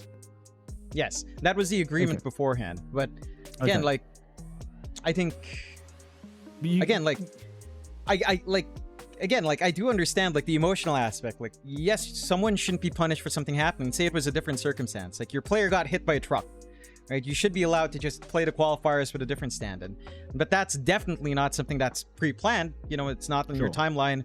Like, hey, you know, not like a pregnancy again with a birth. You expect it around this time frame. The doctors tell you a normal pregnancy will complete at this point, and birth is around that corner. So I think I do agree that extreme circumstances should be given a pass. At the same time, again, you knew about it like for months in advance. You knew these qualifiers were happening this time frame. I can't fault a guy for still chasing to play at that level. At the same time, if you like look, I think my point is, if OG asked, could we play the entire qualifier with a different player? Honestly, the response from PGL might have been different, right? Like, instead of asking, can we have a stand-in for the times he can't come in? It's like, it's not fair as well for you to swap players in the middle of a tournament for more than what the rulebook says.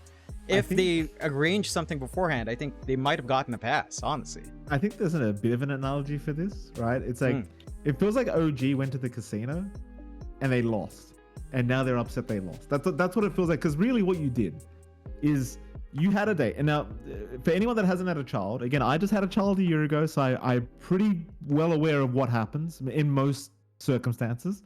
You get given a due date early on, roughly around the 8 to 12 week mark of her being pregnant. You will get a due date, a rough estimate. Usually the due date's fairly accurate, but it's, you know, not the exact day. It might be a week before. Depends on the circumstances and the health of the person carrying the baby, plus the baby itself, and whatever, right? But generally speaking, you get a due date, so you know roughly when the birth is going to happen. In his circumstance, obviously Seb and OG, they kind of gambled with it. They said, okay, we know it's going to be roughly this time. right? Somewhere within this period, somewhere within the couple weeks, the birth's gonna happen. She's gonna be induced into labor, whatever. The thing is, you're gambling. It would be like me. For example, I'm going to use PGL as an example because they are the TO that we're speaking about. If PGL said, hey, we have this tournament coming up, we would like you to come to the PGL studios and cast it. And my wife's pregnant. And she's due to give birth somewhere around the date that I have to go and be at their studio. Do I tell PGL yes and run the risk? Do I tell them yes, but she's pregnant, so chances are I might need you to kind of dance around the issue a little bit? Or do I just tell them no, I can't do it? The smart choice is to just say no, I can't come because my wife's pregnant, can't risk it. The choice that they went with, they compromised. They said, look, play the qualifier. You get 1 day with a stand-in if you need it, and that's it. But you got to be back. Rules are rules. Too bad. I think in this situation, PGL's in the right because you can't win. You can't win. Like, PGL compromised with you already when they probably shouldn't have, right? I imagine Valve had some word in this, right? It's like, so they already compromised for you. Like, you knew the due date. PGL were nice enough to compromise. Why make them look like the bad guys now? I don't see how PGL are possibly looking like the bad people here. Yeah. Like people are saying because it's a life-changing event, but you knew it was coming. Yeah. Like I when my wife was going to give birth to her, I didn't go for 3 months before the birth. I didn't go to a LAN because I knew that anything could happen, and I would want to be there for the birth of my child. Now, props to Seb, of course. He's a great guy. He'll be a great dad. He wanted to be there for the birth of his kid, and props to him for that, right? But I don't see what the argument here is between OG and PGL. Like, the drama's stupid because ultimately, as much as it is a life-changing event, PGL was the one inconvenienced, right? Because they compromised for you. Yeah. And they gave you something they shouldn't have given you. Was it like, really? I don't see why the rules should even be altered in this situation. If I know a baby's coming, if TI was happening and my wife was pregnant, John, guess what? I'm not going to TI. You know? If I know the due date's around TI, I won't go. Even if they said, Mr. MLP, we're going to give you the rights to cast grand finals. I don't care. My wife's going to give birth. I don't give a shit. I got to stay home. It's just part of being a man, right? Like that's what you got to do. It's just a good thing a good person does. And props to him. Again, Seb's a good guy. Nobody's arguing that. I just don't understand what the argument, what the drama is here. Like, what else is PGL meant to do in this circumstance? They already compromised. Yeah. I think, again, like, I feel like OG asked for the wrong thing. I think it's a clash of desires. I feel like personal desires. Like, definitely Seb is a very competitive guy. That's something that's very known about him. He wants to play at the highest level, but he tried to get both, right? Like, he wants to be able to play for TI, and he wants to be able to just take some time off, of course, to be with. But it's like, but you can't. It doesn't work that way, right? Like, it doesn't. Again, I do understand. Like, I will disagree with you in that I feel like modification for extreme circumstances such as grave injury, health issues for subs should be something that maybe there's a clause for instead of an outright DQ for a team, just because some guy, say, again, gets hit by a bus, trips and, breaks his head or whatever. I think there should be clauses for extreme circumstances, but in this scenario, even in that new rule application, it's not. It's something that they should. I think the proper way for OG to get there, it's like, look, now one of our players is going to be with child. This is the roster we have registered. Can we just swap the roster? Can we swap this one player instead of just having him as your main player and using a stand-in? I think you had to go for a roster change. I agree. I don't know what the argument is here. I think it's just. I mean, props to OG. I don't think they're making too much of a drama out of it. They're not bleed. They're not like, they're not kind of sucking them dry or anything. Like, they're not trying to. I'm trying to think of a way to say it, John. They're not trying to bleed anything out of the situation. They're upset at the results of what's happened, and I can appreciate that. I would be too, but at the same time, it's like, bro, like, just go be happy. You just had a baby. I know it's TI qualifiers. I know you're competitive. Just go be happy, man. There was 2 events that I said no to. 3 events I could have gone to that I said no to when my wife was giving birth. Yeah. Right? Am I going to be upset? Of course I'm going to be upset. In private, I'll cry into my pillow, Jonathan. You know? But it's like, that's it. Because like, there's things that are more important. Yeah. You know, your child is more important. It doesn't matter. New generation, John. Forget your shit. You've won 2 TIs. Who cares? New generation's coming. You know? Shit happens. Sometimes the timing doesn't line up. You won 2 TIs. Who cares? You know? You've already done it. You know, like people call you the GOAT. You've already done it. You know? Time to move on. That's what I think. Not to move on. I'm not saying Seb needs to retire. I'm just saying if you're having kids, John, chances are you should prioritize the kid. Yeah, no argument here. I just feel bad for PGL because PGL always cops it. And I don't know why they're great. I love working with PGL. They're a bunch of great people. I don't know why they always have to take this kind of crap from different drama every single time.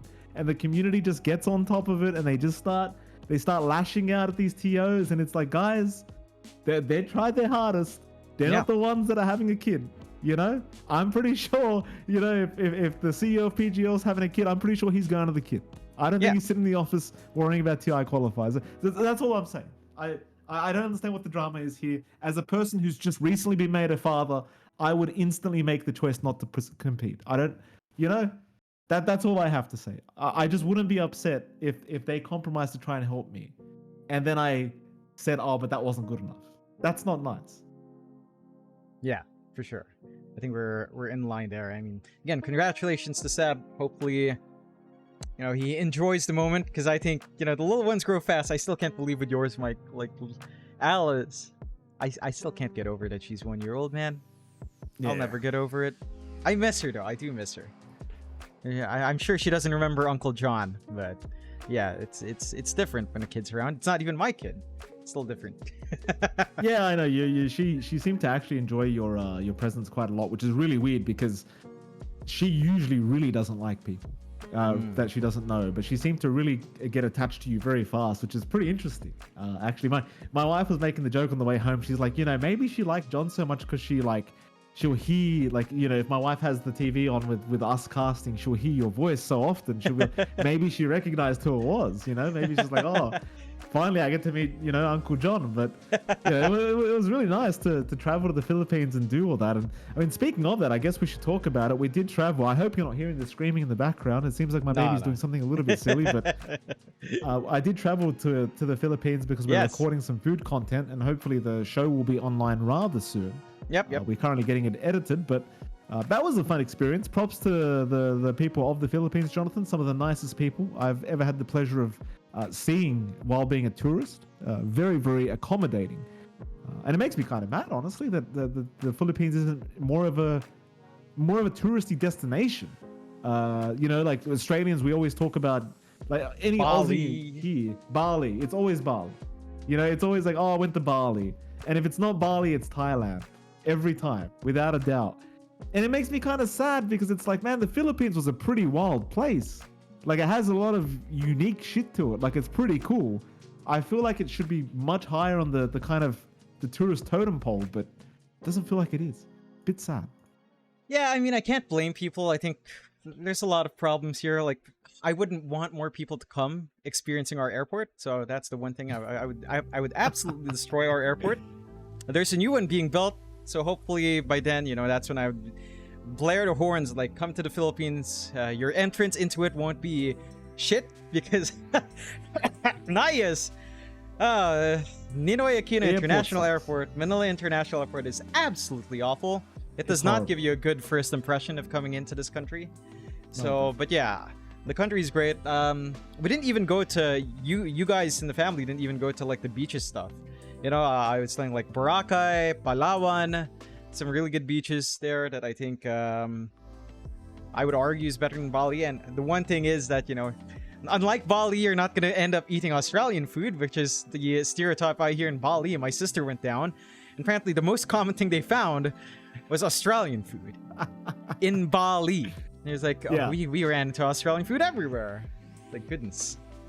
It literally is like that. I don't know. It's so popular among the Aussies. It's not even, like, cheap for us anymore, you know, because they've learned, right? Like, these rich Aussies are coming over, you know, because most of them, comparatively to the local people, have a lot of money, right? Yeah. So it's like, oh, look, these rich people are coming. Let's just charge them triple the price. And props to them. I always tell people from my country, I'm like, I always tell them, don't complain. If you're willing to pay $15 for an iced mocha here, don't complain that they're charging you double like the local charge. Like, just pay them the fucking money, dude. When I cringe so much when I'm in a Southeast Asian country and I see people from Western nations that are clearly well off and they're sitting there negotiating with the locals over like some copy of a Gucci handbag. It's like, you're really gonna argue with the guy that's like that's working just to feed his family tonight? Like, that's who you're gonna argue with? Like, come on, just pay him the fucking $2, you know? Like, like, what are we doing? What are we doing? It just upsets me. Anyway, that is Luna behind me, by the way. I know people are gonna start saying Doggo. Oh, she's so cute. That's Luna. Oh, I miss the old gal. Oh, what dish did I like the most in the Philippines? I don't want to say it. It's in the show. I clearly say this is my favorite dish. Out. I'm not going to spoil it. There was a lot of dishes I enjoyed. You're going to see a lot of shit. Yeah. So I will just inform everyone. Again, it's coming out soon. Our editor is editing a lot of stuff, not just ours. So it's kind of hard. There's a lot of footage.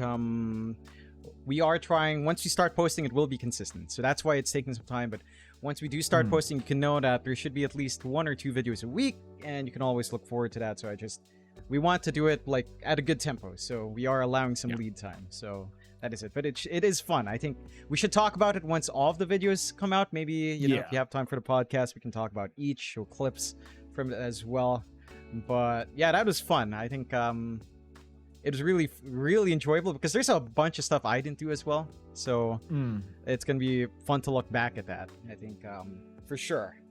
And we got to meet a bunch of people. You got to hang out with Chuplak and stuff. You know, we got Alphon for most of Cebu, for the most part. That was fun. Yeah, there was a lot of good stuff. Shout out to the people. I don't want to call out all the people yet, John. They're in the video. We don't want to ruin stuff. So don't worry, it's coming. But like John said, we are trying to create an amount of content where we can slowly feed it out once or twice a week instead of being like, hey, here's a video once a month. Try to remember us next month. You know, it's like we want to try and have a constant stream of content, which is why it's taking so long. And you know what? I mean, we may as well kind of bring this to this topic. It feels like a lot of casters right now on Dota 2 are starting to slowly branch out into making side content.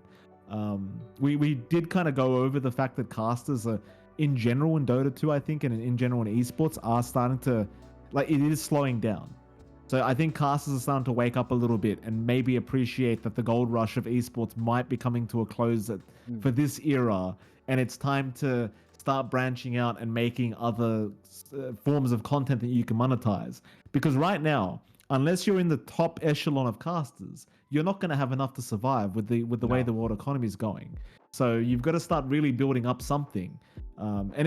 For us older casters as well, if you're looking to at some point retire and let the new generation start to take over, you want to have some kind of financial stability with something else, which is, you know, why you and I are looking at doing YouTube shows, which is why, I think Cap and SVG, they're doing their own podcast on Tundra now. Shout out to them. Obviously, Tundra likes their work. Fantastic podcast. So, you know, props to them. I'm sure they're making some kind of money out of that.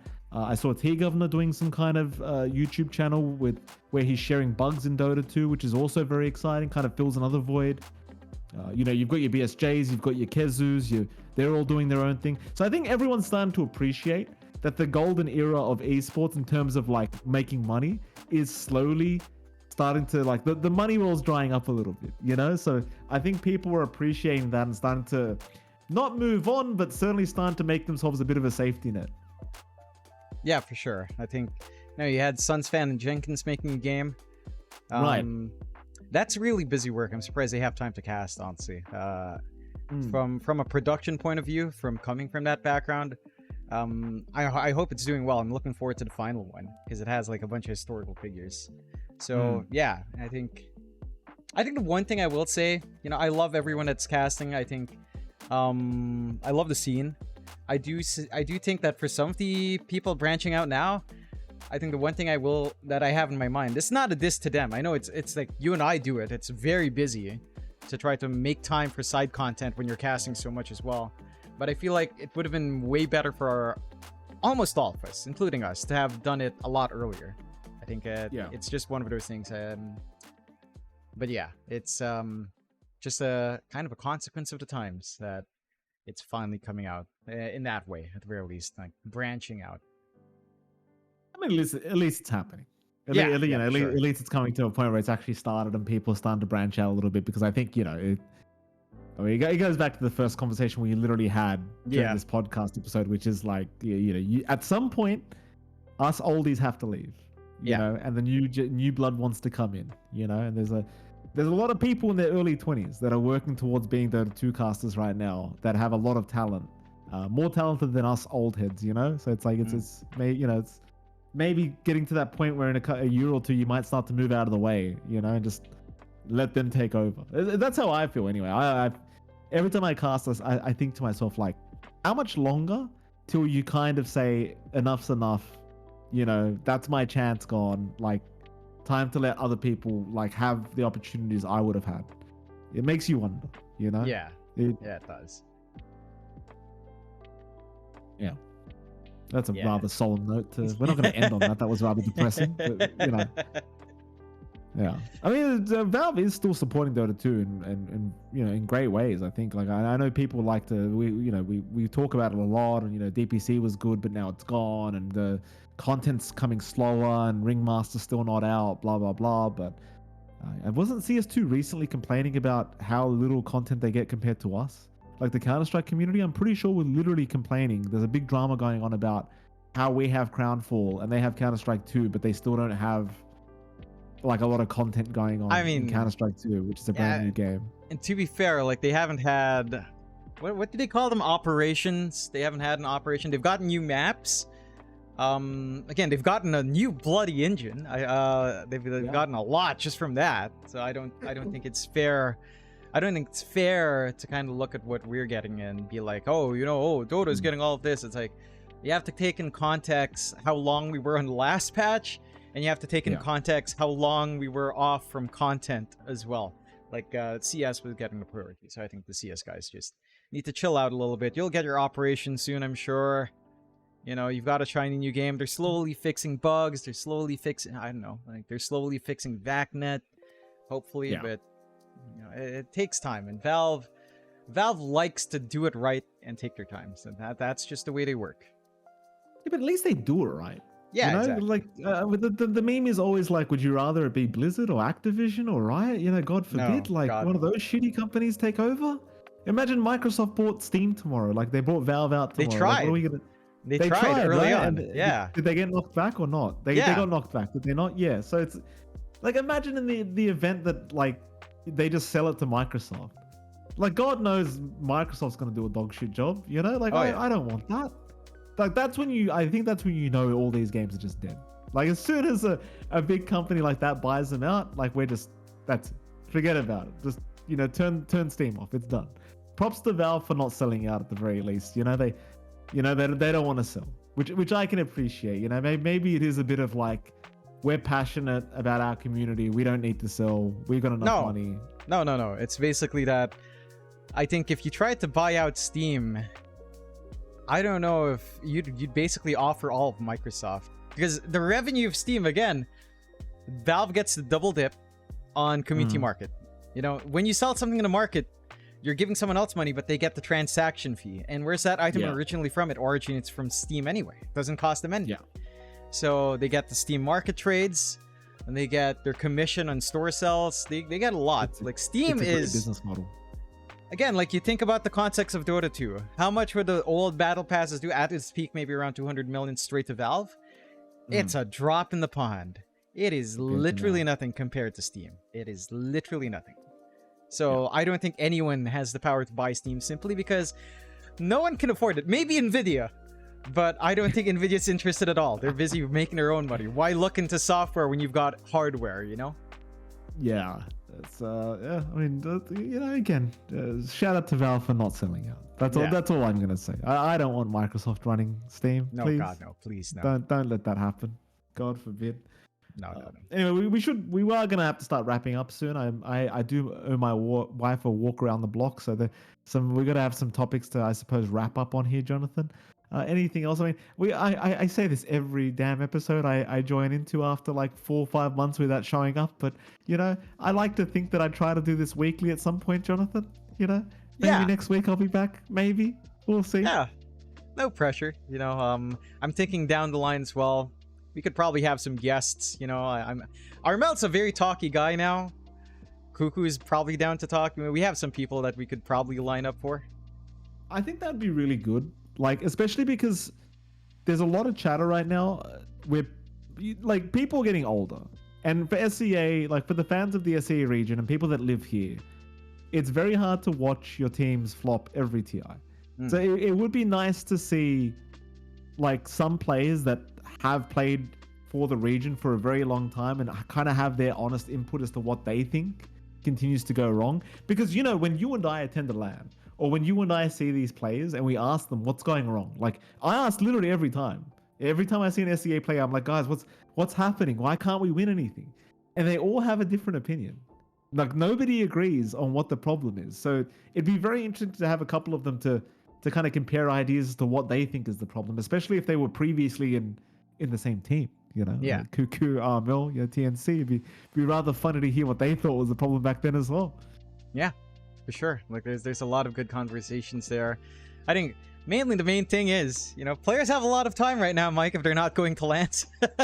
Yeah. So they've got a lot of time to be able to talk and do content. Again, shout out to, I believe right now, in my opinion, the content king is Armel.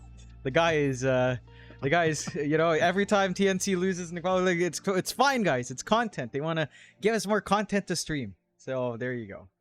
Yeah, Yeah. I don't know. Like, I guess to close out, maybe just looking like closing thoughts and like what's coming up, right? Like, we've got Riyadh, we've got this Chinese Cup, we've got Elite League conflicting with the Chinese Cup, we've got TI. How do you feel about Dota going into that now, like to close out the year almost?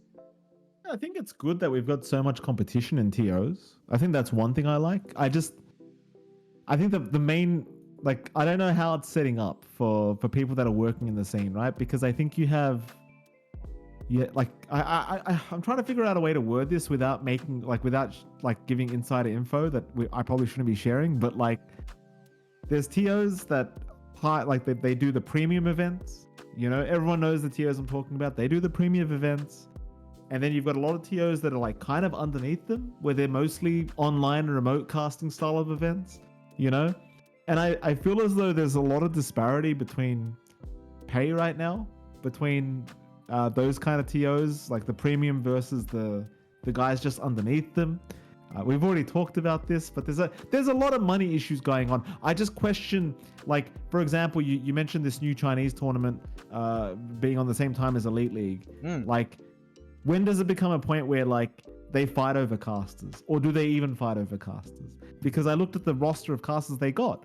I don't know how competitive these TOs are being. At this point, are they even caring about who they hire? You know what I mean? I'm not insinuating anything. All I'm saying is, if I don't have big ups in the chat, big up, I'm not saying anything bad. All I'm saying is, like, what's the structure we're going into for this new Dota 2 era? You know what I mean? Are we still hiring the best of the best? Are we hiring for money savings? You know what I mean? Like, what are we doing? Well, what's the structure right now? Because the structure of a casting during DPC was very clear cut. It was either you were in Div 2, Div 1, or you weren't casting. And Div 2 sucked, so you definitely wanted to be in Div 1 if you were a caster. But you had a road. But now it's like, what's the road? Like, what? And it's a bumpy road right now, Jonathan. You might, as a new caster, you might feel like you have to undercut some folks to get some opportunities right now. It's rough. It's rough out there. I don't know. I'm a little bit concerned in some sense, but I am very happy that a lot of TOs are coming in. That's what I'm happy about. I'm happy that there's a lot of Dota 2 happening. Yeah. I just wonder what it all means at the moment. The higher prize pools. I see the prize pools. There's a lot of money. But that's all, that's all we're seeing on the surface.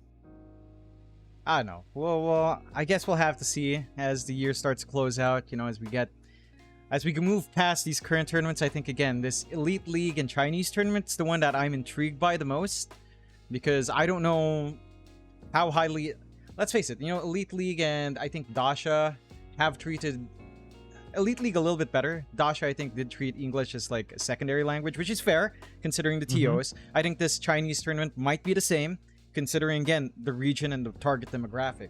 So I'm interested in seeing what happens around that late July into August period. Should be interesting. Again, there's some good Dota lined up, Mike, despite all the circumstances. There's a lot to look forward to. Before we close out, is there anything else you had in your mind, you know, before holding it for next week, a la Valve time, i.e. Mike LaPhoenix time now? I mean, I guess I'll just say, like, because we've talked about casting so much during this podcast, if you are a new caster out there, or even an older caster that just never broke through the scene and you needed some advice, or you needed some, you know, someone to talk to and like figure out how things are happening, by all means, send me a message, you know, on Twitter or Discord, or I'm not that hard to find. You know, you'll see me in most of the casting groups. So if you did want some insider kind of knowledge, I guess, if you want to know how things work and you're new to the scene, maybe just ask. Because I feel like there's a lot of talent out there that may not be asking very, very relevant questions right now. And it's like, I just don't want people to waste too much time, you know, because it's like to be a caster in esports right now, it takes a long time unless you join a brand new game. In Dota 2, it's going to take you forever. So it's like, I don't want them to waste the next 10 years of their life chasing a dream that doesn't exist, you know? So it's like, yeah, if you're a new caster, maybe just send me a message, ask some questions to somebody that's casted Dota 2, you know? Just so you're aware of how it works. Because it's a long process. That's all I have to say, John. All right. Yeah, and feel free to ask me as well if anyone wants my opinion. Not that it's worth much. Hey, I have an award, though. I'll always bash myself over my head making fun of my own damn award. But again, thank you for dropping by on the podcast. If you're listening on Spotify or on YouTube, looking back in VOD, thank you for checking it out. If you're looking for more content with our Merienda series, Merienda with Mike and John, that's going to be coming up maybe relatively soon. Once we have some backlog, it will start to go steady. So make sure you check the YouTube, Facebook, Instagram, and TikTok for that one. It is John X Fire with Mike LaPhoenix. We're closing out this week's episode of the Primal Roar podcast. We'll catch you guys again next time. Ciao. Bye-bye.